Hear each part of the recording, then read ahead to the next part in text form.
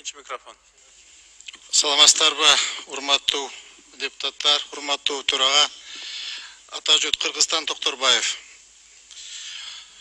Урматтуу төраға өткөндө жанагы Эдил Байсалов боюнча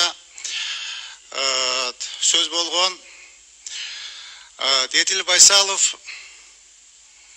мындай карап көргөндө Кыргызстанда 4-чү киши. Вице-премьер-министр по социальным вопросам.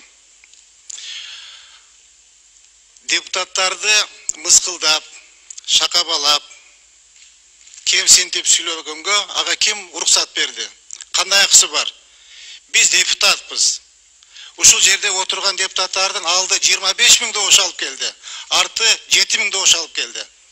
Эмне үчүн ал депутаттарды мыскылдап сүйлөйт? Анда эч кандай акысы жок. Эгер кыйын болсо депутат болуп келбейт беле? Бир дагы депутат болуп шайланган эмес.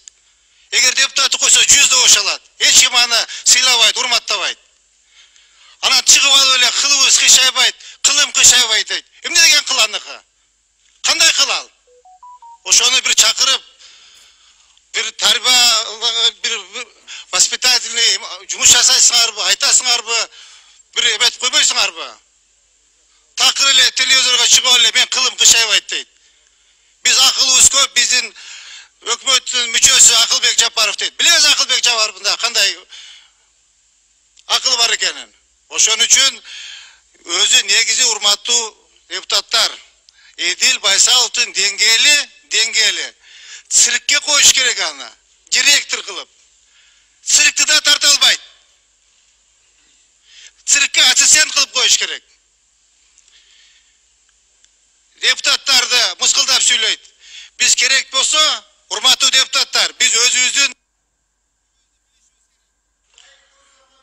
Кош болот. 10 секунд. Урматтуу депутаттар, биз Эдил Байсаловго айтып түшүндүрүп коюшубуз керек экен. Биз элдин өкүлүбүз.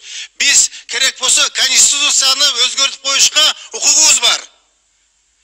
Кудай сактасын, эгер бийлик алмашып кетсе, Эдил Байсалов артын карабай качат, Англияга карап. А биз ушул жерде калабыз. Ошону жакшылап түшүндүрүп коюңуз. Урматтуу